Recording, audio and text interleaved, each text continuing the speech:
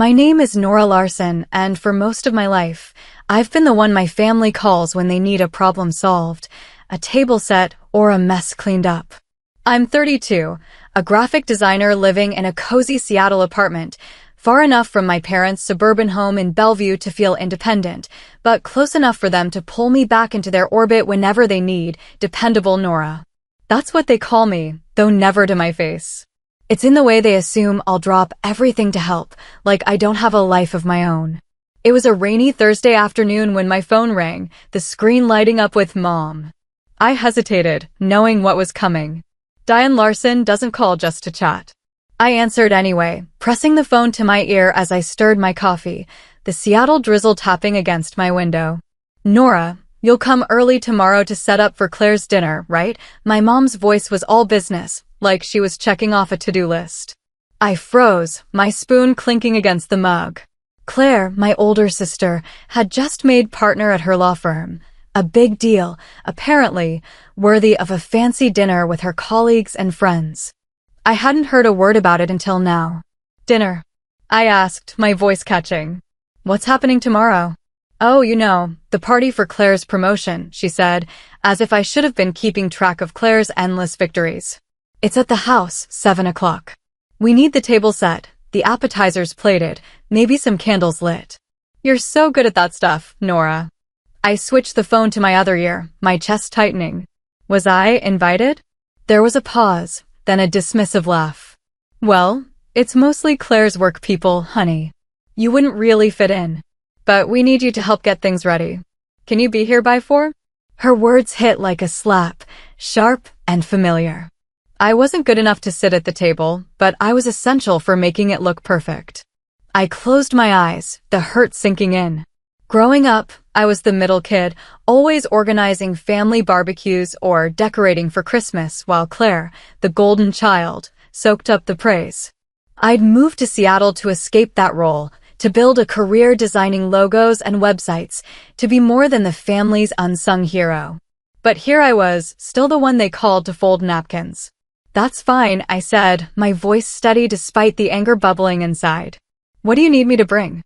Oh, just some extra napkins, she said cheerfully. We might run out. Thanks, Nora, you're a lifesaver.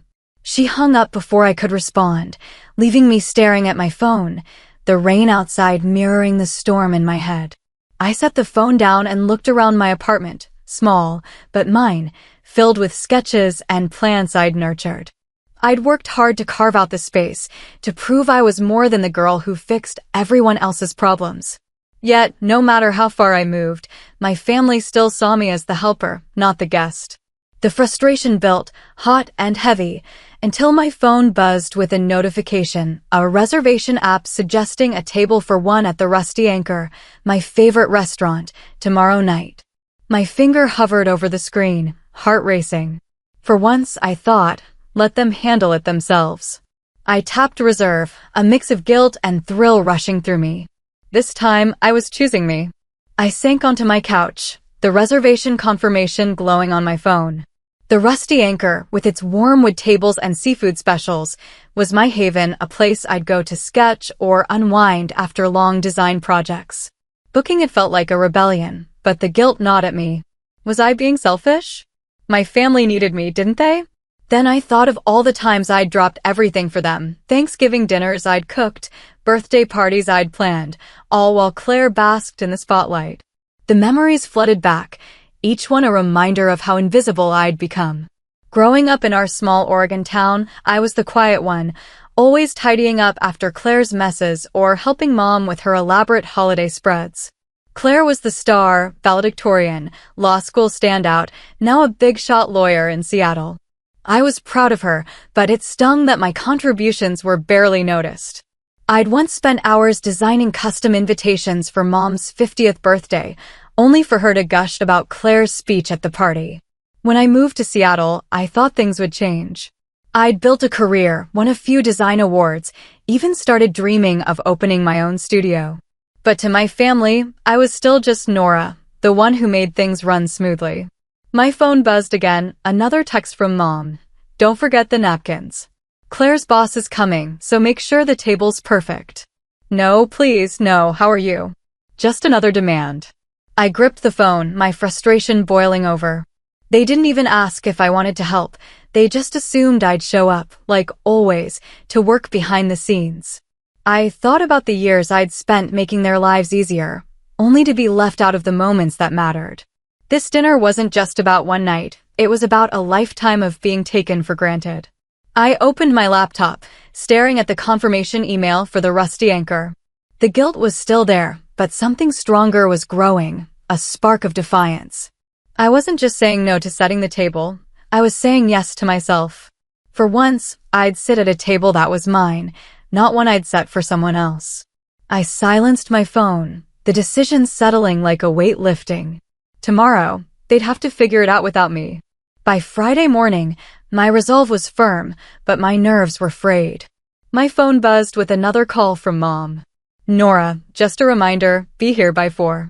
"We're counting on you to make everything perfect," she said, her voice bright, oblivious to the storm inside me. I pictured her in the Bellevue house, bustling around the kitchen, assuming I'd swoop in to save the day.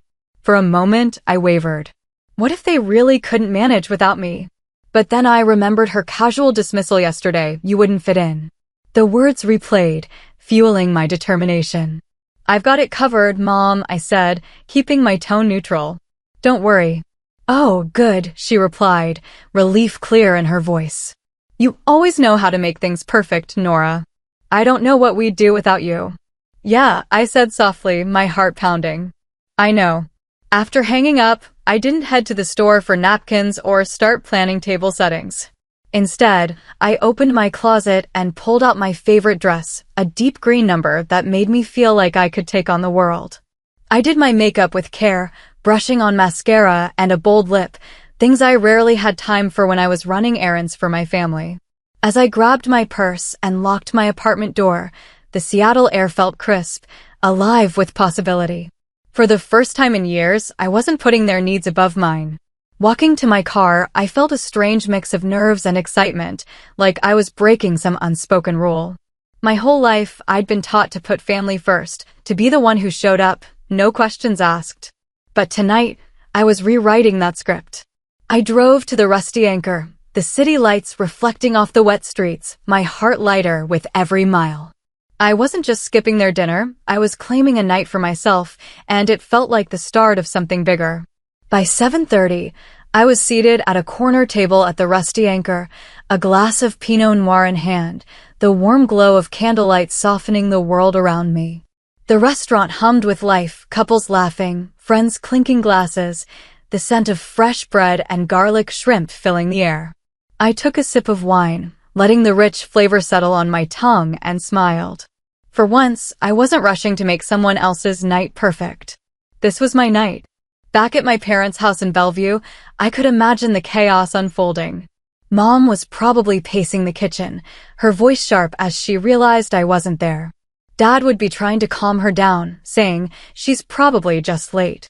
Claire, no doubt, would roll her eyes, assuming I'd flaked out, because in her world, I was the one who didn't quite measure up. I pictured the dining room, the table half set, the candles unlit, the appetizers still in the fridge. The thought brought a pang of guilt, but it faded quickly. They'd survive. The waiter, a kind man with a warm smile, approached. "Ready to order?" he asked. "Not yet," I said, "but I'll start with the crab cakes." He nodded and left, and I leaned back, savoring the moment. The restaurant felt like a sanctuary, a place where I could just be Nora, not the family fixer, not Claire's shadow, just me. I glanced around, noticing a family celebrating a birthday across the room, their laughter infectious. It struck me that this was the first time in years I'd treated myself to a night like this. No errands, no demands, just me and my thoughts. The freedom was intoxicating, and for the first time, I felt like I was enough. While I savored my crab cakes, the scene at my parents' house was unraveling. I could picture Mom, her face flushed, snapping, "Where's Nora? The guests are arriving." Dad would mumble something about traffic, but I knew Mom wouldn't buy it. She knew how important this was, she'd say, her voice shrill as she stared at the mismatched silverware and creased tablecloth. Claire, adjusting her sleek blazer, would probably smirk and say, Typical Nora, bailing when we need her. The irony would be lost on her. She'd never noticed how I'd always been there, holding things together.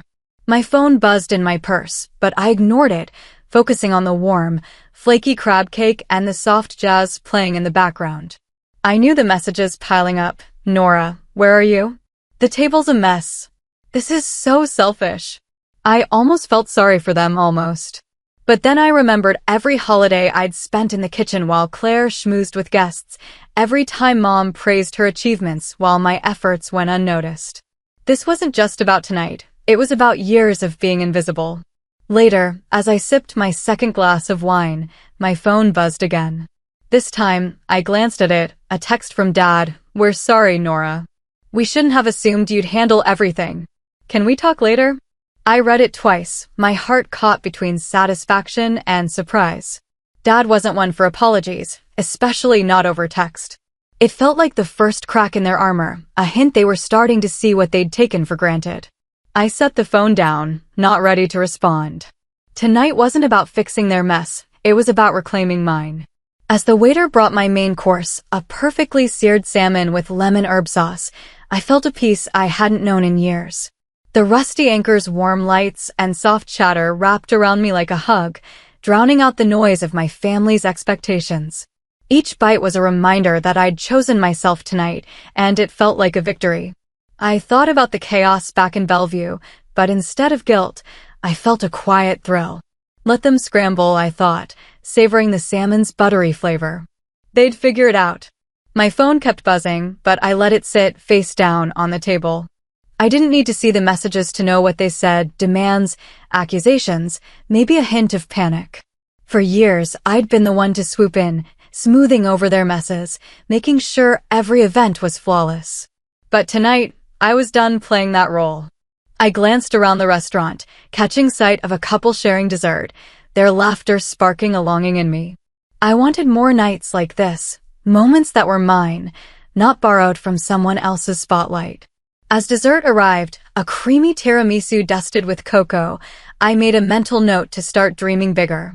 Maybe I'd travel, see the cliffs of Santorini or the markets of Marrakesh. Maybe I'd finally pitch that design studio I'd been sketching ideas for. The possibilities felt endless, and for the first time, I believed I could chase them. I took a slow bite of tiramisu, the espresso-soaked layers melting in my mouth. This was freedom, deciding what I wanted, without anyone else's expectations weighing me down. The next morning, I woke to sunlight streaming through my apartment's curtains, a rare Seattle glow that matched the calm inside me. No frantic texts or voicemails greeted me, a small victory. I brewed coffee, the rich aroma filling the air, and sat by the window, watching the city wake up. For once, I wasn't bracing for a list of chores or demands. It felt like breathing for the first time in years. My phone buzzed mid-morning, and I saw Dad on the screen. I hesitated, then answered. Hey, Nora, he said, his voice softer than usual. Got a minute?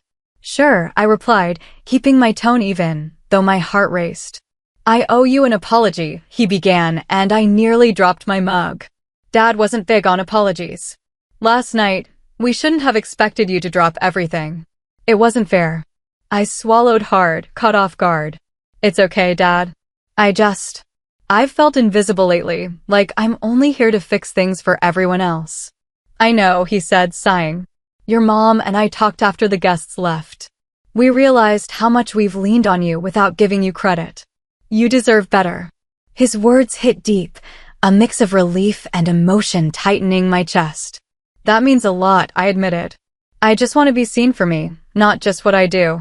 We talked a bit longer, his voice warm, almost hesitant, like he was navigating new territory.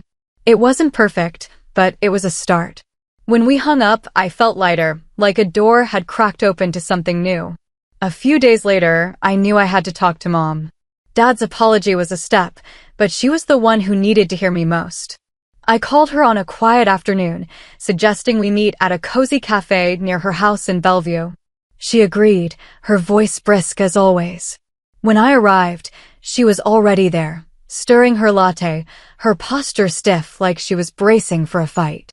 Mom, we need to talk about Friday, I said, skipping small talk. And not just Friday, everything.